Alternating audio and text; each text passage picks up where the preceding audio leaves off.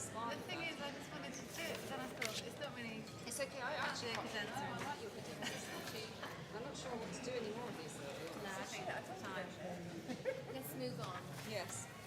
Let's. Let's Anything. do something non-English.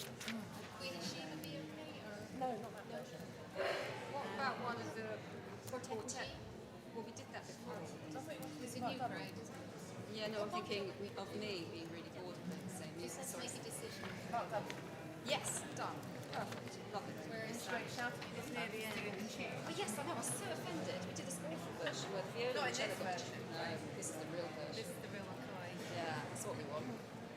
Okay, well, I've got 4 fingers marked on my part. I don't know. The thing is, I don't visualise it. You know when you do this, I don't complain about the glare on my music as an excuse for going wrong.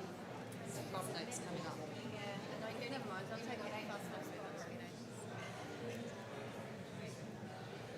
Just take the shiny page out. I'm going for shine. Nick to turn up. Hang on a minute. He might. I don't know. He hasn't said he will. But 3.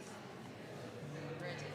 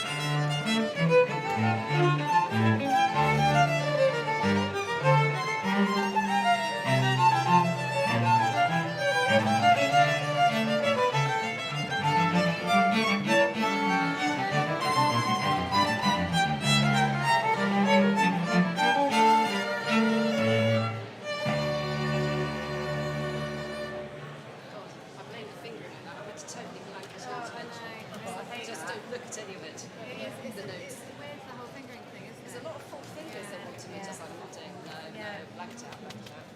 Coalition. No. Are we doing the next one? Yeah. No, you want to go up session? Fell asleep during this yesterday, but yes, it's Oh. right, it is nice. What do you mean? What do you mean?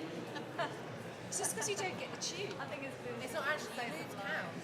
So I only counted to 6 in one part. I was like, oh shit, we're done. I'll take it. I'll take it. Take it away. I'll take it. You know, a bit moved. Quite fast. Yeah, that's a bit fast.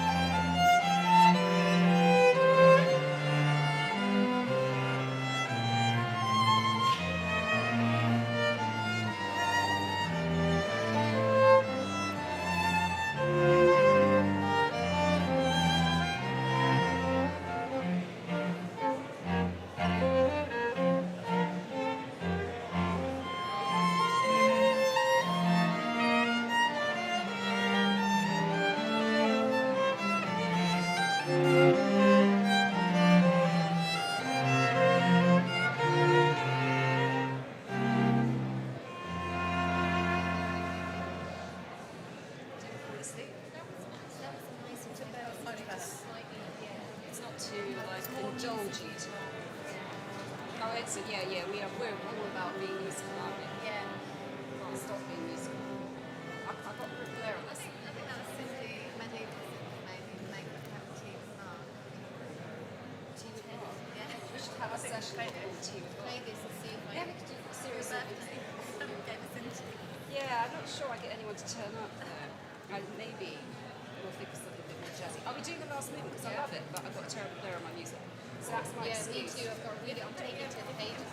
It's my excuse for screwing it up in the whole If you bit. can pick this stand a bit flatter, I think it's right. Yeah, it helps. Or like that. It might just collapse. No, the other way. Oh, like that. Ah, yes, you're right. It might just fall off. Right. Okay. Is that too dangerous for this move? No. It's too dangerous in that. That's better. Oh, what's the next one? Okay. Maybe not too fast. Should I go whole orange? You said the same. Okay.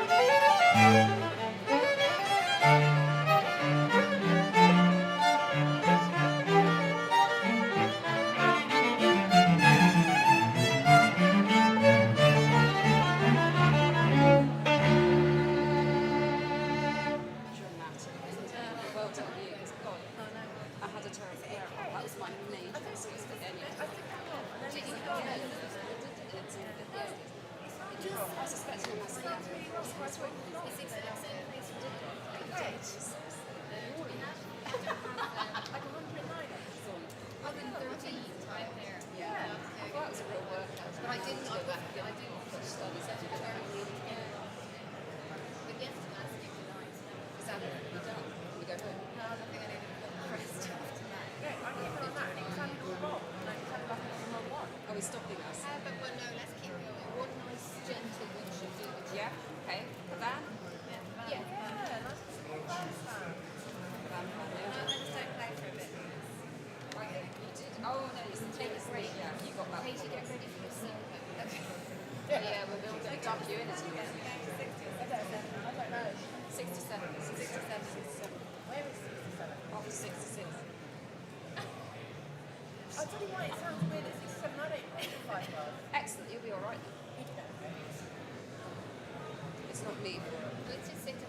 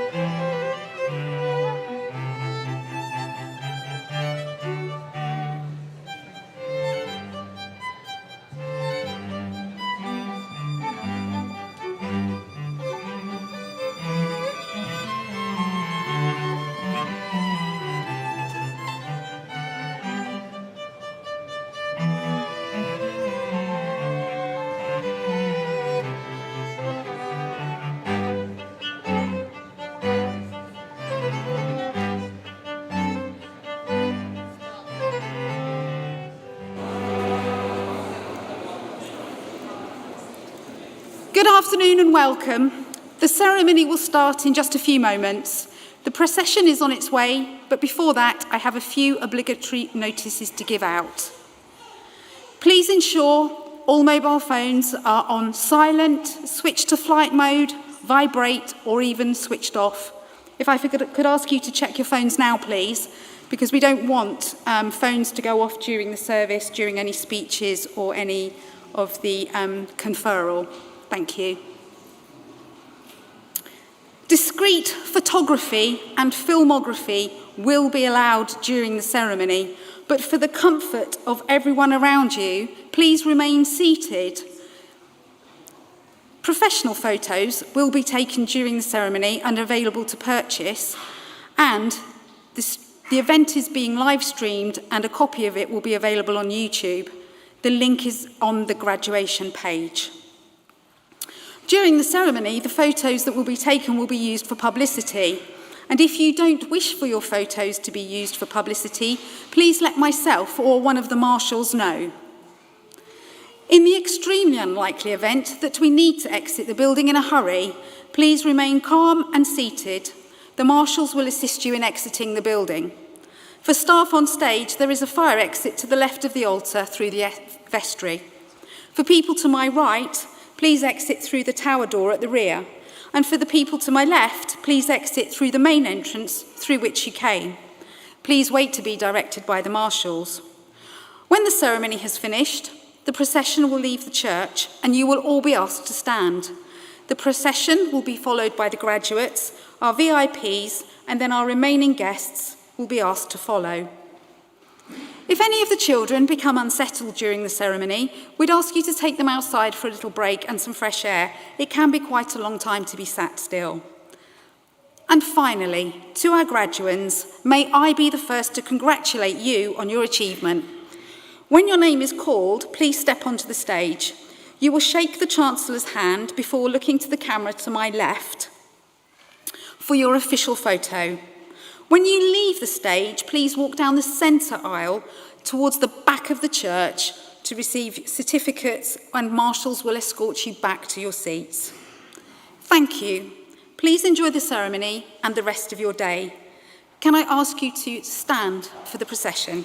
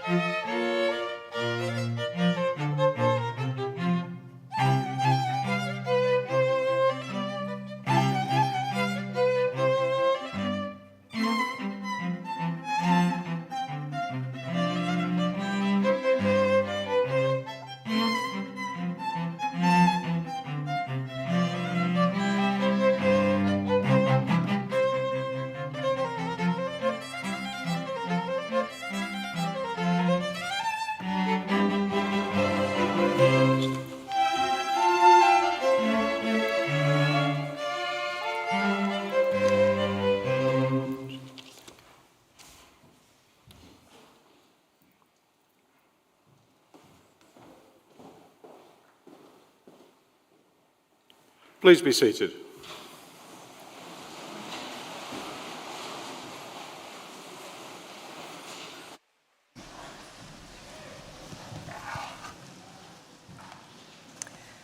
Good afternoon, everyone, and welcome to Buckingham. My name is Mary Archer, and I have the great honour to be the Chancellor of the University. So it is my pleasure to welcome you to this afternoon's graduation ceremony, when we have the additional pleasure of conferring an honorary doctorate a little later in the proceedings. Graduation is a rite of passage, and this is a day which you will always remember with justifiable pride. Today is a very special occasion for you, your family and friends, and for all those who have taught you, mentored you, and encouraged you. As you will be aware, you've enjoyed here the benefits of a very high standard and personalized standard of teaching, and the attention to your individual needs and aspirations that is such a distinctive feature of life at Buckingham. I know also you will have worked hard to achieve your goals. I hope you've enjoyed being part of the diverse and multicultural student body, which will have introduced you to people, experiences, traditions, and cultures from across the world. You are the latest in a long and lengthening line of distinguished graduates from the University of Buckingham. When you look back at your time here and remember the support and encouragement you received, we hope you will remember us fondly and act as ambassadors for your university. I congratulate each and every one of you and wish you every good fortune in your chosen careers and future life. Thank you.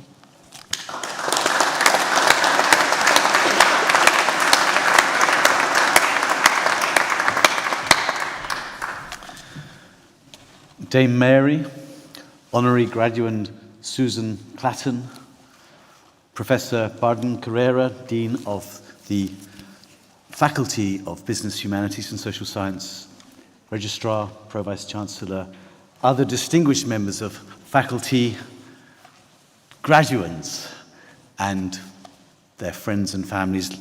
Ladies and gentlemen, welcome to this event. I'm James Suley, the Vice-Chancellor of the University of Buckingham, and I'm so proud that you chose our unique boutique university, and I hope that as you go into the world, you will look back with pride too.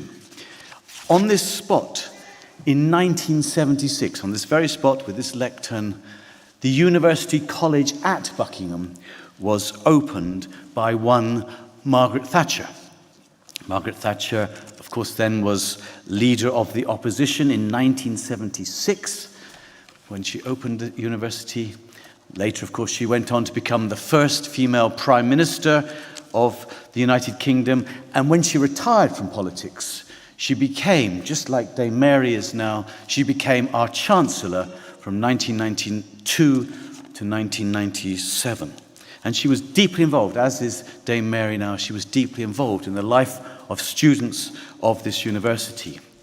But this university was predicated on the need for educational independence, on the need for academic freedom and freedom of speech. And in her 1976 speech, Margaret Thatcher said words that I think are still important to this day. She said, "Independence, we must remember, is not a gift. It is not something that governments confer, but something that a free people enjoys and uses." She continued, "Freedom requires valor, vigor, and imagination in using the opportunities available. But unless," she said, "we are worthy and able to take advantage of a freedom not yet extinguished in our land, we shall become pale shadows, like civilizations before us who were eventually thrust aside and dispossessed by more vigorous rivals." I think those words are still very appropriate today as universities face many challenges concerning issues like free speech and academic freedom.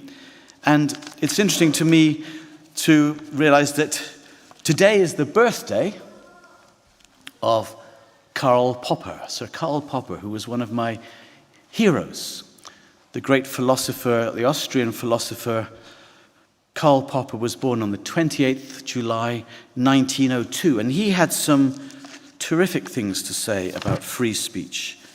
He said about free speech that the aim of argument or of discussion should not be victory, but progress.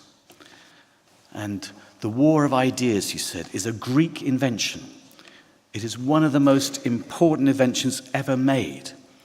Indeed, the possibility of fighting with words and ideas instead of fighting with swords is the very basis of our civilization, and especially of all its legal and parliamentary institutions.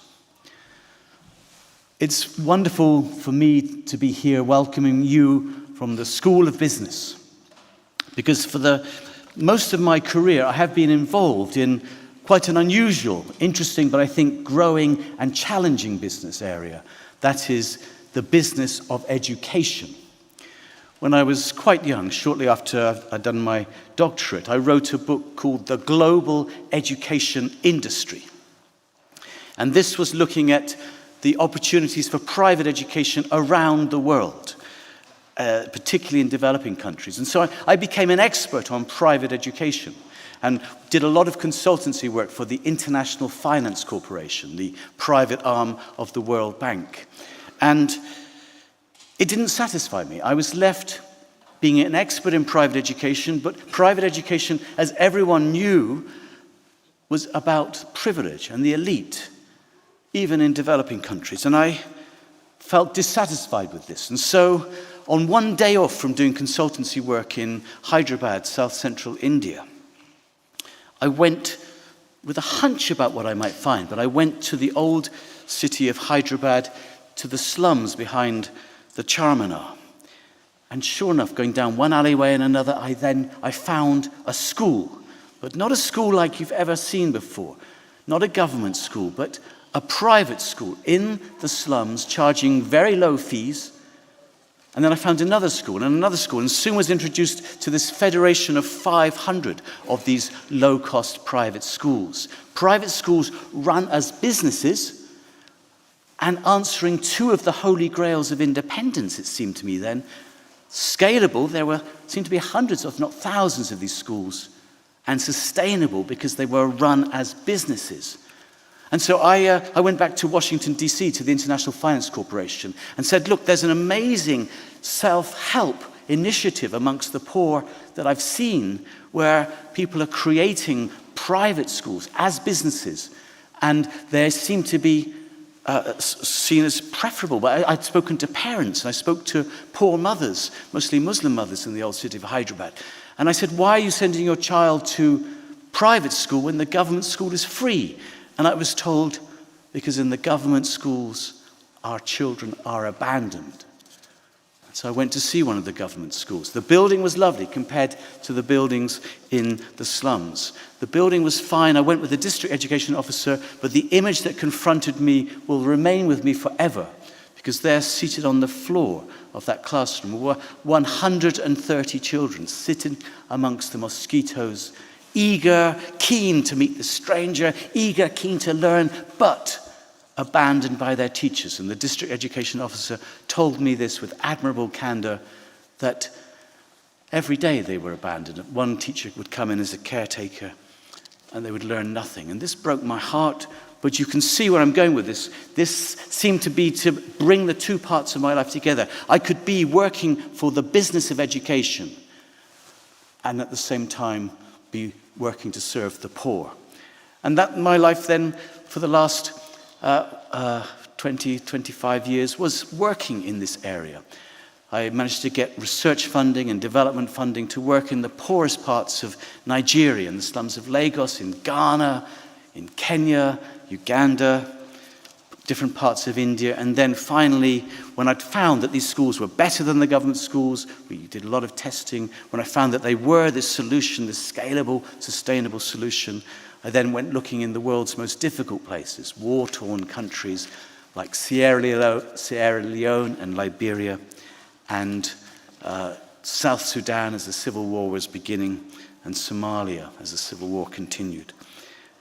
So that has been my life, and I hope you don't mind having indulged me in that, but I just think as business graduates, you will be called upon to do exciting things. You will be moving into many different areas and look for opportunities wherever you see them. I mentioned it's Sir Karl Popper's birthday today, but it's also the birthday this week of Henry Ford, who was born in 1863, and he had some wonderful things which I will just sum up a couple of his wonderful sayings. First of all, about lifelong learning. You are graduating now, but this should not be the end of your learning. This should be the beginning. And Henry Ford said, anyone who stops learning is old, whether at 20 or 80. Anyone who keeps learning stays young. And Henry Ford, of course, remember, had failures as well as his most notable successes. But he was quite sanguine about failure. Failure, he said, is only the opportunity more intelligently to begin again. The only real mistake, he said, is the one from which we learn nothing. And finally, the way to learn to do things is to do things.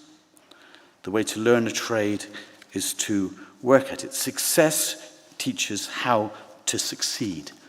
Begin with the determination to succeed, and the work is already done, half done. The Buckingham motto is Alice volans proprius, flying on our own wings.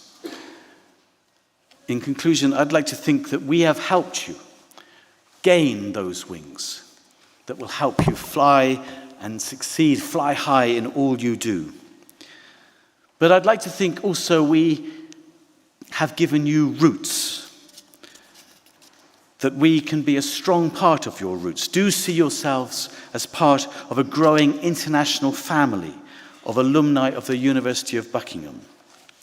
I wish you well for all the next stages of your lives. I know you'll get through all the difficulties that are presented and grasp the opportunities that are there. But please, do keep in touch.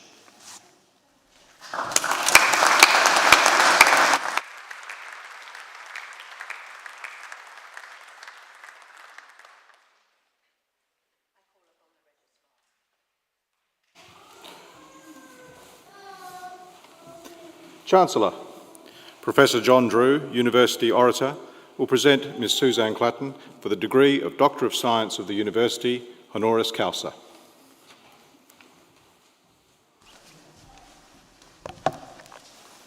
Chancellor, since its inception, as we've just heard, the motto of the University of Buckingham has consisted of those three Latin words, Alice volans propriis.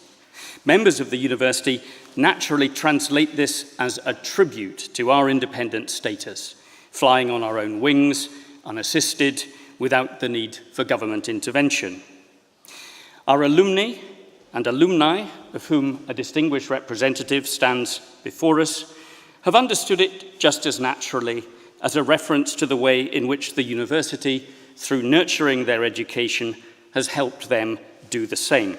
Stand on their own feet, spread their own wings, and take unaided flight. And for all of us, the image of the Buckingham swan, rising or in flight, is an eloquent and poetic embodiment of this idea. Before expressing why today the assembled members of the university, its convocation, are proud to confer its highest award on Suzanne Clatton, allow me, Chancellor, to pursue for a moment another poetic image deriving from the idea of a bird in flight. It comes in the second book of the first history of England and its church, written in the 8th century by a learned monk called Bede, who tells of a great debate in the hall of King Edwin of Northumbria, one of whose chieftains offers this superb comparison. The present life of man upon earth, O king, seems to me like to the swift flight of a sparrow through the house wherein you sit at supper in winter with your aldermen and thanes while the fire blazes in the midst. And the sparrow flying in at one door and immediately out at another, whilst he is within, is safe from the wintry tempest. But after a short space of fair weather, he immediately vanishes out of your sight, passing from winter to winter again. And so this life of man appears. What could be more eloquent, Chancellor, of the limited time we all have for making a difference, for making use of those gifts which we bring to the world and which have been refined and developed by our education. The time we have for flying on our own wings, whether swans or sparrows, is not infinite. There have been few alumni of this university who have done more with their time since graduation or flown further or higher than Suzanne Clatton, who read business studies here from 1984 to 1985, not long after the university launched its innovative 2-year honours degree programmes. Born in the spa town of Bad Homburg in the 1960s, she would be the first to admit that fate had bequeathed her many advantages, not least through her parents, Herbert and Johanna Quandt. But there are many who inherit wealth at a tender age who are capable only of spending it and not of unleashing its potential for good in innovative and entrepreneurial ways. Following her undergraduate studies here, Suzanne read for an MBA at the International Institute for Management Development in Lausanne, where, as here, important friendships were forged, and then spent time honing her skills as an intern at banks and management consultancies before starting a traineeship at BMW, in which she already owned a significant stake. And this was the beginning of a transformative boardroom career that has embraced pharmaceuticals, nanotechnology, and digital printing, as well as automotive engineering. A formidable businesswoman and investor of extraordinary talent and acumen, Suzanne is thus already a sufficiently brilliant icon for our 2022 cohort of graduands from the Buckingham School of Business. But what makes her even worthier of their and our admiration, Chancellor, is her determination to ensure that her wealth is deployed conscientiously, efficiently, and philanthropically for the good of many, not a privileged few. I want to do something of my own, she told interviewers from German newspaper Die Zeit in 2016. I want to have the greatest impact possible. And this feeds her vision of a vibrant, strong civil society in which doing good and achieving social impact belong firmly together. And in 2018, this impact was recognized in the award of the Jewish Museum Berlin's Prize for Understanding and Tolerance, given to individuals from business, culture, and politics who've rendered outstanding service in the interest of promoting human dignity, the integration of minorities, and the coexistence of different religions and cultures. By 2021, her Scala initiative had sponsored nearly 100 non-profit organizations across Germany under 4 themes: inclusion and participation, supporting competency and engagement, bridging generations, and disaster relief. But closer to home, at the heart of Buckingham campus, Suzanne's determination to spread adventurous and transformative approaches to business training has given impetus and generous support to the work of Buckingham's Enterprise and Innovation Unit, BEIU, ably led by our own Nigel Adams and his fine team, with its mission to deliver enterprise education to entrepreneurs of all ages and backgrounds. And it adds luster to the business school where she herself studied, now led by our Dean of Business, Deborah Barden-Correa, and her fine team who accompany us on the platform today. In Suzanne Clatton's worldview, entrepreneurship and its role in civil society also has to find its place in a culture that values nature and the arts, something this university wholeheartedly endorses. Since 2012, her Art and Nature Foundation, nestled in the Bavarian pre-alpine lands, has undertaken landscape conservation in the region and created a venue for a diverse educational programme that explores the interaction of art and culture with nature and landscape. In the landscape, she has revealed, my senses open up, and at the same time, I find myself. Chancellor, we hope the same will be true of her welcome return to this Buckinghamshire landscape, with its river, trees and rolling fields, the scene of early studies and early friendships, flying both metaphorically and literally on her own wings. Chancellor, it gives me great pleasure to invite Mrs. Suzanne Clatton to come forward to receive her degree.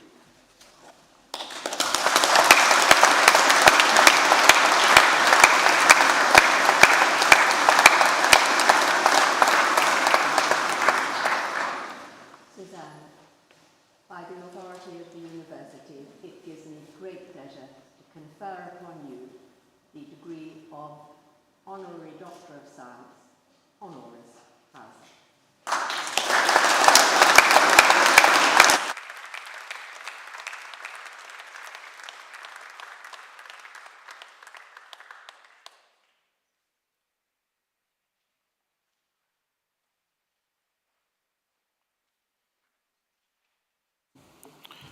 Mrs. Clatton will now reply to convocation.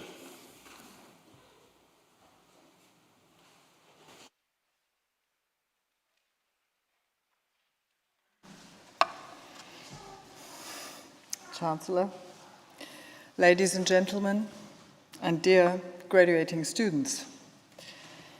Of course, first of all, I would wholeheartedly thank you for also very much the kind and very acknowledging words. And I'm very grateful and touched to be awarded the degree of Doctor of Science Honoris Causa. So looking back at my time at Buckingham, there was, of course, a very first day. And that was when a new life began, filled with some feelings of uncertainty, but also with a great sense of freedom. On the second day, I knew I was in the right place. So, having to learn how to spread my wings was, of course, exactly the theme of my young life. But isn't that the theme of every student, especially after graduating? I was born into a very special situation and later had to find my way between continuing what my family had built and, on the other hand, leaving my own mark. And often enough, I asked myself if I could live up to the expectation. So what does it mean today to spread your wings and fly? What does it mean to be oneself? I would like to encourage you with 3 messages. Firstly, never expect things to be as they were yesterday. We live in times of transformation and we better accept it. There's no entitlement to anything or to anyone. This planet has seen so many changes and so many transformations in billions of years. Why should we be entitled to the same living conditions as we have today? So, make yourself part and agent of transformation. Keep educating yourself and keep moving. Secondly, know that you are always in the right place. This is my own experience and the perspective I gained from reading a lot of CVs from applicants. Each step in your life, may it be professionally or socially, will teach you what you need to learn, what you need to mature and to grow into the person you're meant to be. Accept challenges as a means to broaden your horizon and to grow into yet a better person than you were last week. The third message I'd like to give you relates to the feelings of shame and embarrassment. A topic on which probably each of us here in the room could write a long essay. and especially at your age, at the age of my children, feeling ashamed can feel pretty unbearable, I guess. You simply want to avoid making mistakes, but how does one do that? The fear of feeling ashamed is the biggest obstacle when it comes to growing your potential. Making mistakes is part of gaining integrity. The more perspectives you take in life, the more you become a whole person. So aim to become a whole person and accept that that means taking risks. I learned that making a big mistake can gain you an overwhelming support and love from people I never even met in my life. But it was my own responsibility later to dig deep into the reasons behind that mistake. So, take risks, overcome the fear of feeling ashamed, and when you find out that you made a mistake, dare to reflect on the reasons. So to my mind, this is how one may venture into being oneself, and this is the meaning of spreading your wings and fly. Dear graduates, so go out, step out of this wonderful place that offered you a protected space to study, and know that you've already done something right, and you've done something that nobody can take away from you. That is the benefit of education. Out there will be a lot of expectations, and you may want to fulfill all of them. So lastly, I wish you the freedom to ask yourself, do I really want to live up to this particular expectation, or can I live with disappointing that person and rather do something that really is my own and maybe my very best? After all, the other person has a choice, don't they? They can either be disappointed or respect and admire your decision. Whatever you do, be kind. Thank you very much.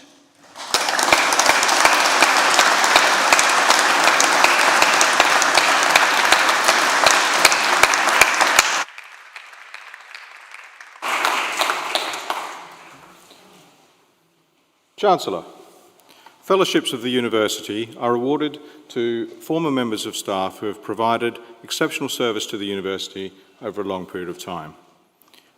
One of the recipients for 2021 was Mrs. Margaret Ryan, and John Drew, University Orator, will now present her to you. Chancellor, it is a pleasure, no less than a duty, for this university to recognise the contribution of those who dedicate their time and a large part of their careers to serving its students and staff in a wide variety of roles. Few have done so with more professionalism, collegiality, and good nature than Margaret Ryan, our former catering manager, who joined us in 2002 and retired in 2019. A well-loved character across the university, Margaret was known for her frank approach and robust sense of humour. It might seem far-fetched, Chancellor, to institute a comparison between her and Napoleon Bonaparte. At 5'2", the latter was, of course, several inches shorter and not known for the quality of his menu planning. But he is widely credited with the insight that an army marches on its stomach. And Margaret's equally important understanding was that a university studies on its stomach, particularly when short of chairs in the library. But week in and week out, she and her staff catered to the needs and tastes of our diverse student body, for whom daily meals are not just a source of brain food and essential vitamins, but through familiar recipes and presentation can constitute a kind of welcome wave from home. Not all of us would agree with Somerset Maugham's spiky remark that to eat well in England, you should have breakfast 3 times a day. But few would disagree that introducing some international diversity into traditional cookery is a good thing, and this Margaret achieved with enterprise and flair. During my 17 years working at the university, she has reflected, I met with students from many different cultures, and catering for them was always a challenge and a privilege. She presided for many years in what was known as the staff dining room over centrally subsidised Wednesday lunches, a faintly left-wing innovation that we might actually do well to consider reintroducing under strictly controlled circumstances.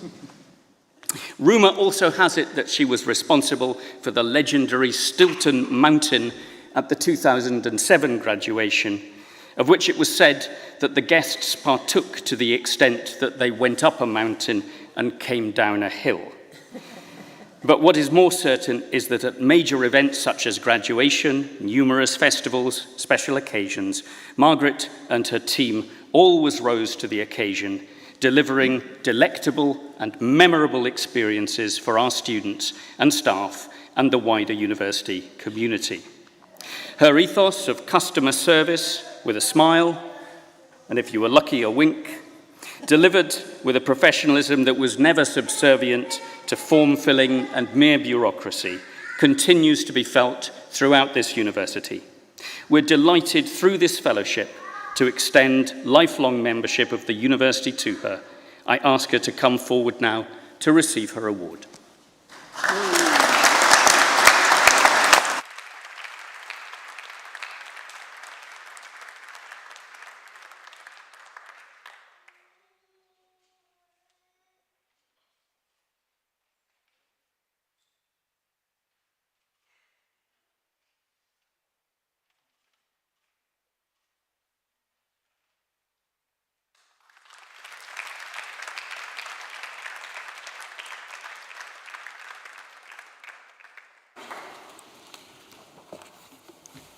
Chancellor, I call upon Dr. Debo Barden-Correa, Dean of the Faculty of Business, Humanities and Social Sciences, to present candidates for awards of the University of Buckingham in business.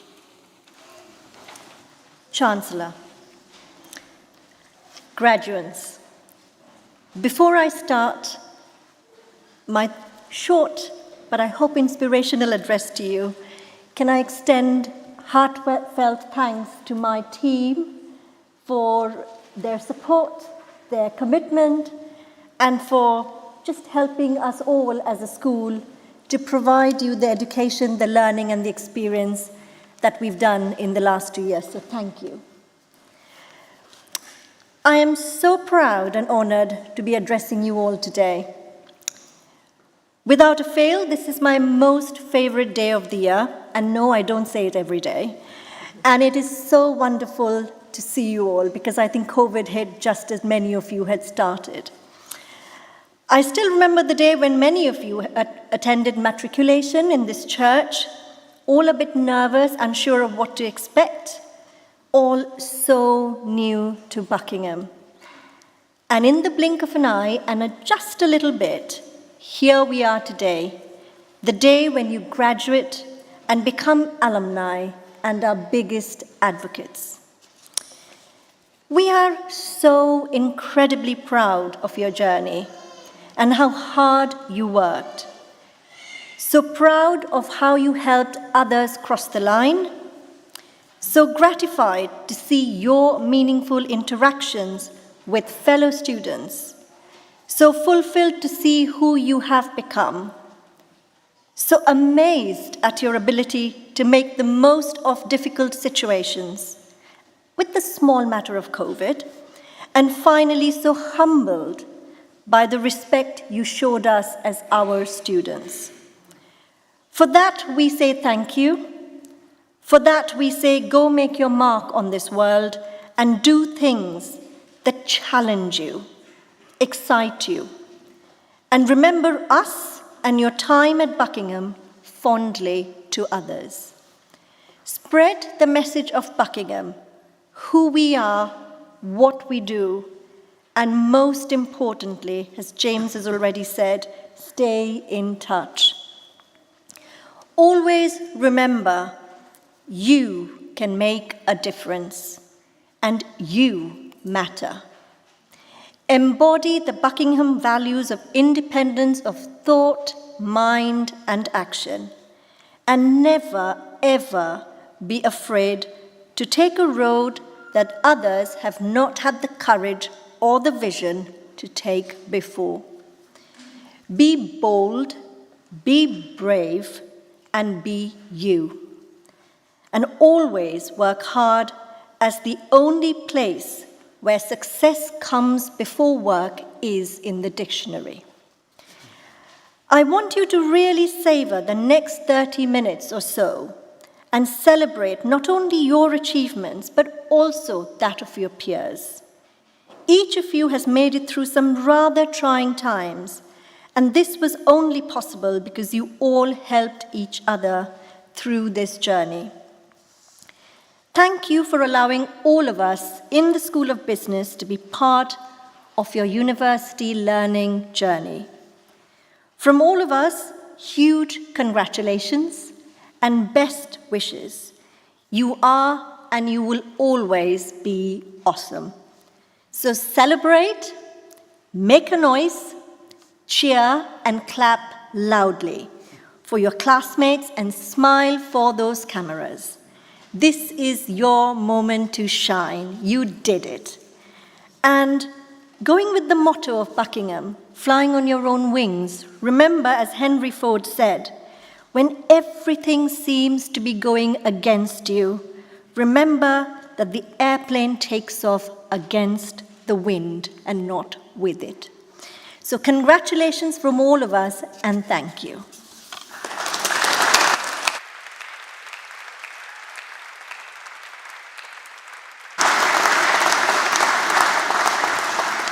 Chancellor, I present to you the graduates in Accounting and Finance.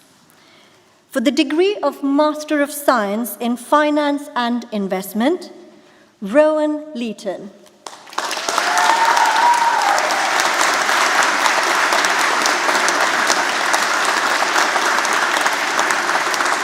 Nanette Sibaka.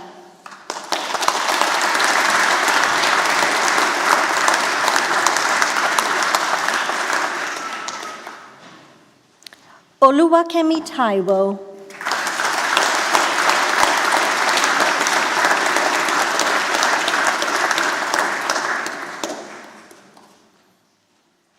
Oendamola Omotosho, with distinction.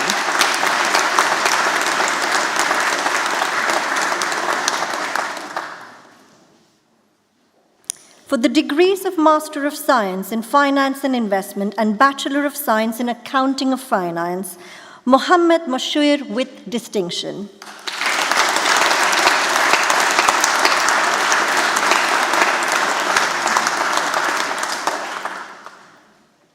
For the degrees of Master of Science in Finance and Investment with distinction and Bachelor of Science in Business Enterprise with first-class honours, Michael McGurr.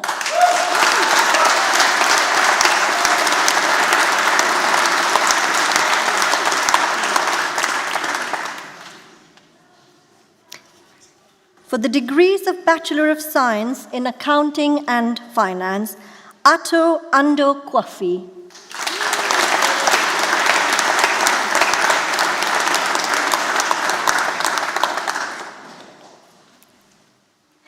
Misha Batavia with first-class honours.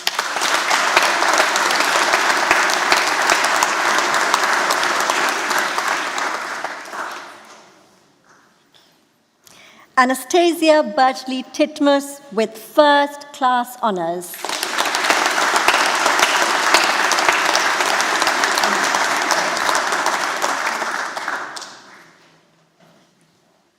Quinn Boyle with first-class honours.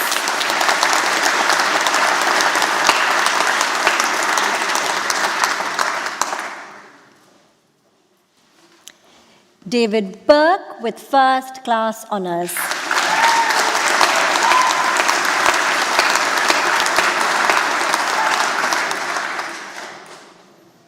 Dania Kandia with first-class honours.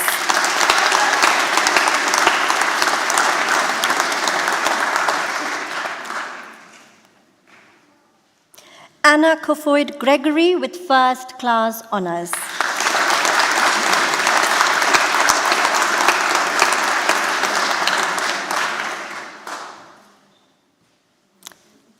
Philip Martin with first class honors.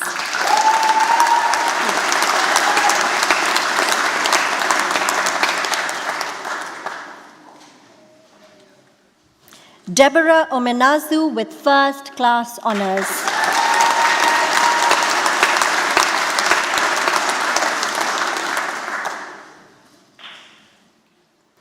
Ayan Rahman.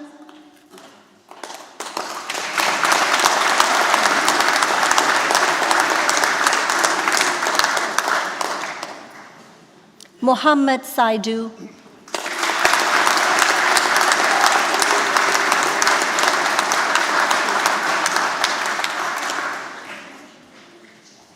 Dhruvi Shailesh Shah with first class honors.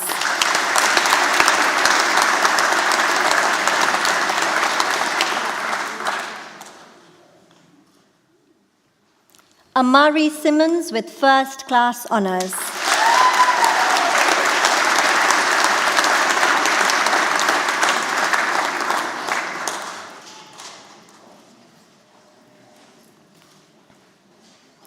Inshera Tanveer with first class honors.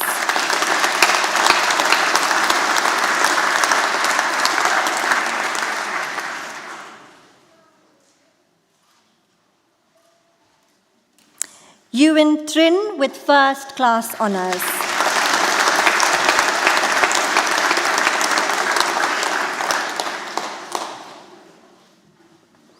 Chancellor, I present to you the graduates in Business and Management.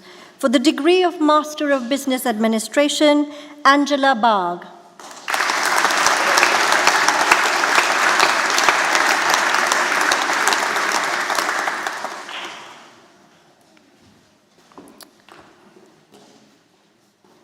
Maher Farouk Ghazi Bashiti.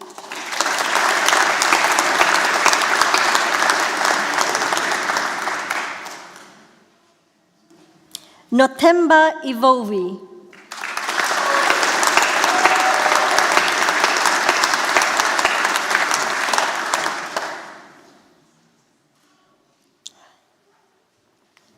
Jodi Keogh with distinction.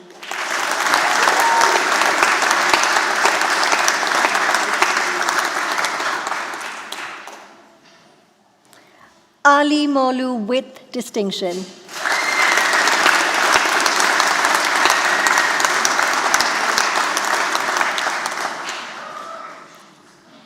Shivani Rana with distinction.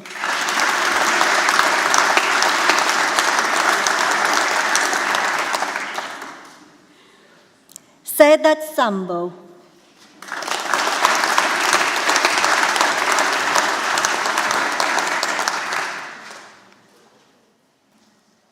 Lathes Bartlett.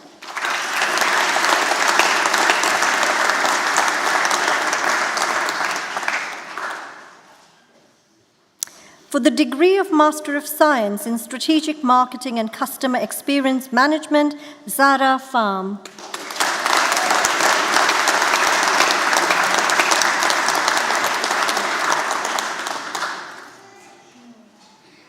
Oluwatobi Faremi.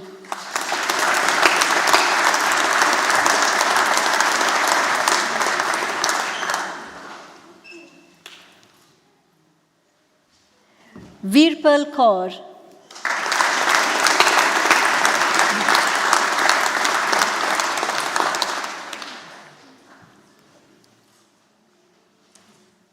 Shweta Srivastava with distinction.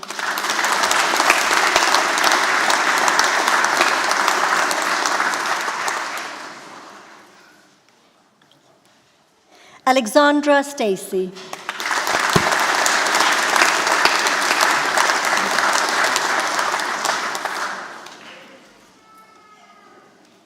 For the award of postgraduate certificate in management in a service economy, Adimabua Ogbui.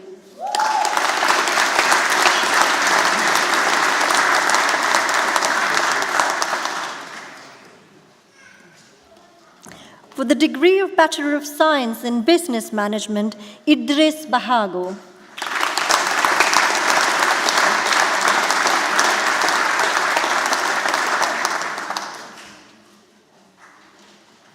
Millie Collins with First Class Honours.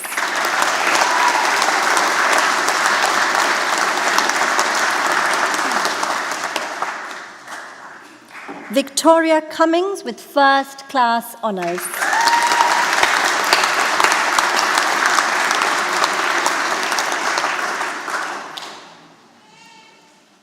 Jenny da Cruz Duarte.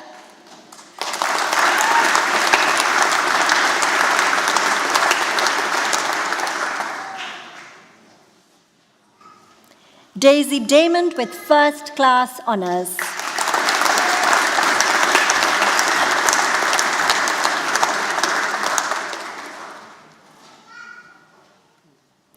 Raymond Duran.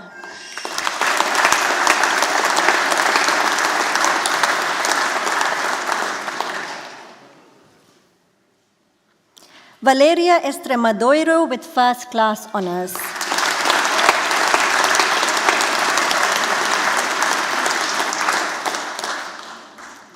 Martha Fraser with First Class Honours.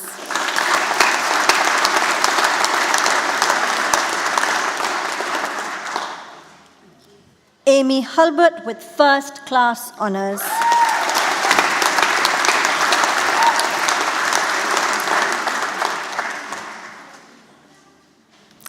Anna Johnson with First Class Honours.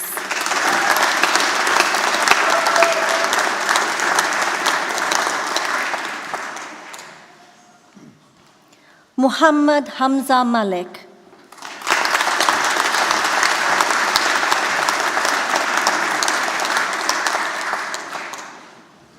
Maximilian Maya Werner with First Class Honours.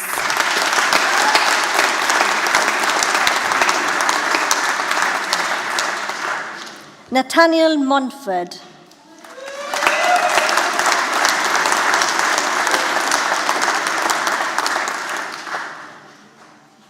Margarida Neves with First Class Honours.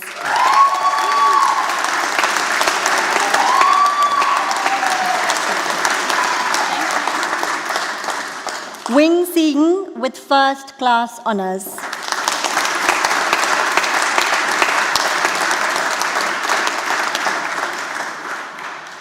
Sean Paul with First Class Honours.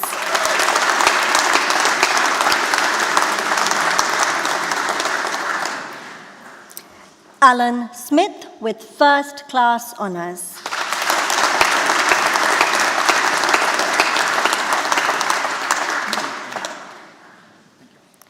Lydia Taylor.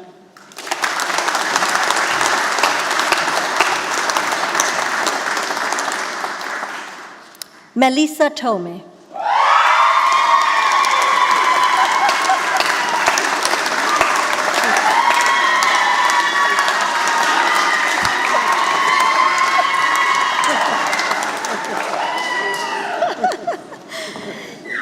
Isabel Van Villion with First Class Honours.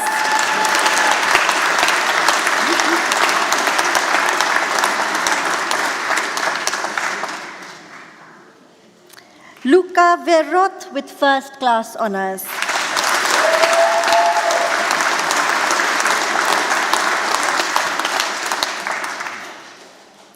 Katie Whitney with First Class Honours.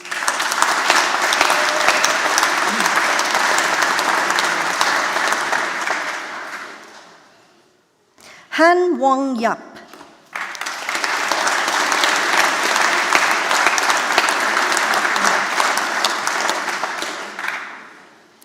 Samuel Wright with First Class Honours.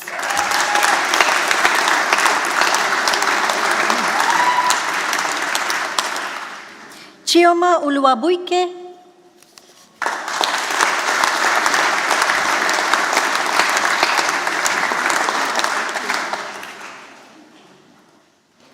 For the degree of Bachelor of Science in Economics, Deborah Alaka.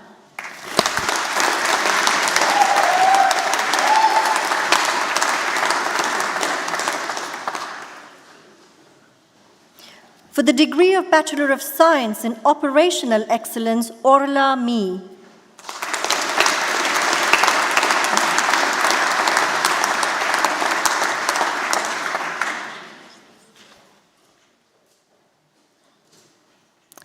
Chancellor, I present to you the graduates in Entrepreneurship and Innovation. For the degree of Master of Science in Applied Enterprise and Innovation, Penil Rumi Tabiovu.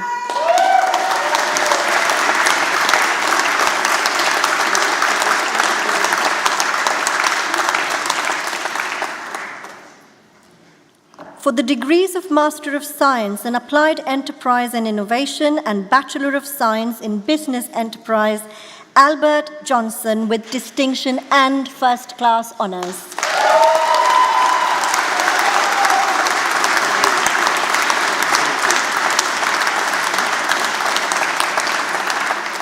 Natalia Harris Garrido.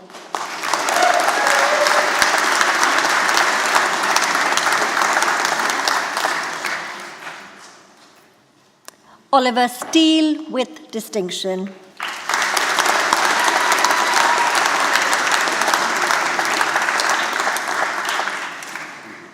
Aishatu Ajumi Nwankwo.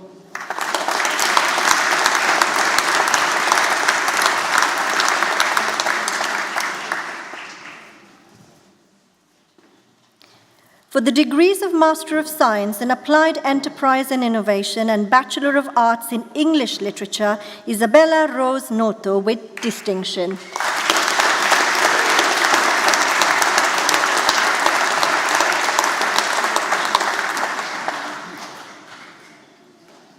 For the degree of Master of Science in Lean Enterprise, Anthony Atu Butts.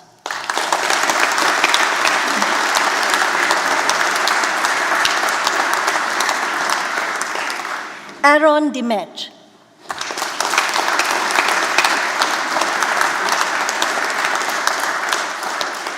Phuong Triu.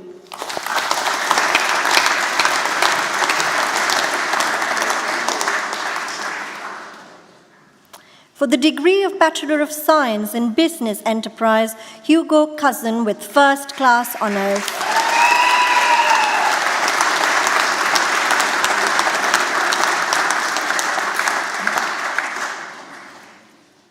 William King.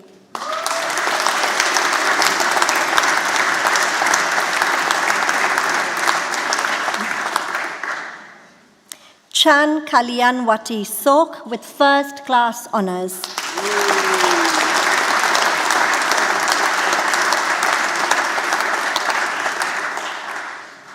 Lauren Watson Mattis with first-class honors.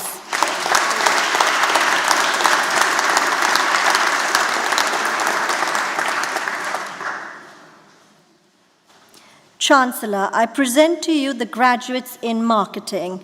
For the degree of Bachelor of Science in Marketing with Media Communications, Lauren Hazel with first-class honors.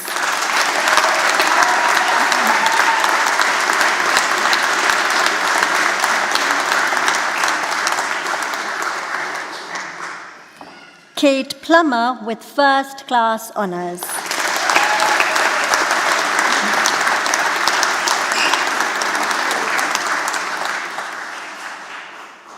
Felicity Watson.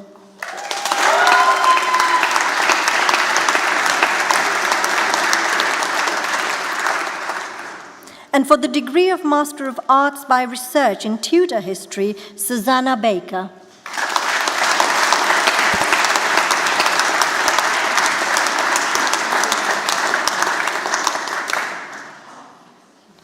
Chancellor, that concludes the presentation.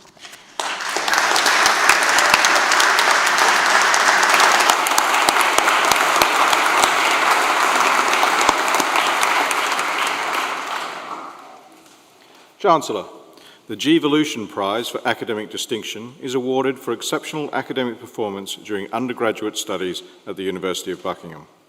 The recipient for 2022 is Miss Daisy Damond from the School of Business.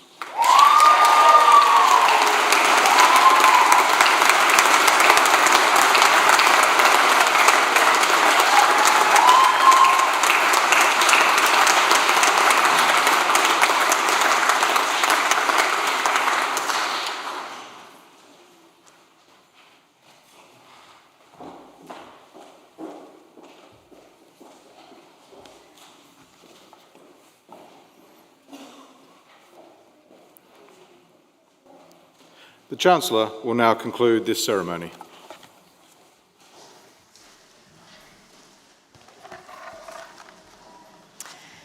As the Registrar has said, this ceremony is now drawing towards its close. The Vice-Chancellor, and indeed the orator, have reminded us of the motto of this university, Alice volans propries, flying on our own wings. May I again congratulate our new graduates and wish you every success as you go forward flying on your own wings.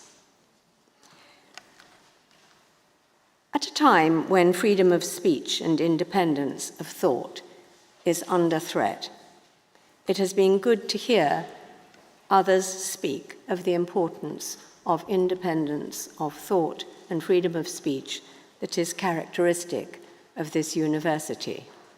And it was particularly good to see this confirmed in this morning's Daily Telegraph, which says of this university and our Vice-Chancellor, "This is what outstanding moral leadership looks like." Congratulations to all. It's also been a particular pleasure for me to confer an honorary doctorate on Mrs. Suzanne Clatton, an outstanding businesswoman and philanthropist, a generous donor to this university, and one of our most distinguished alumni.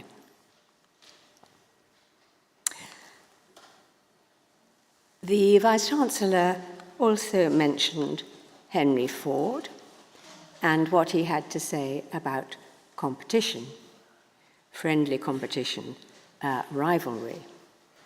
And the fact that Mrs. Clatton comes from Germany, and on Sunday we have an interesting match between England and Germany, I'd like to conclude by asking for a little round of applause for the Lionesses.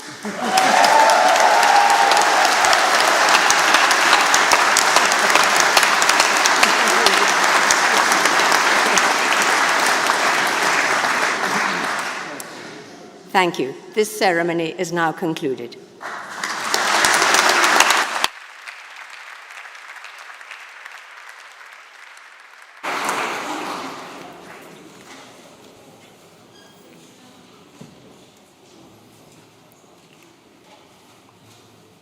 Please be upstanding.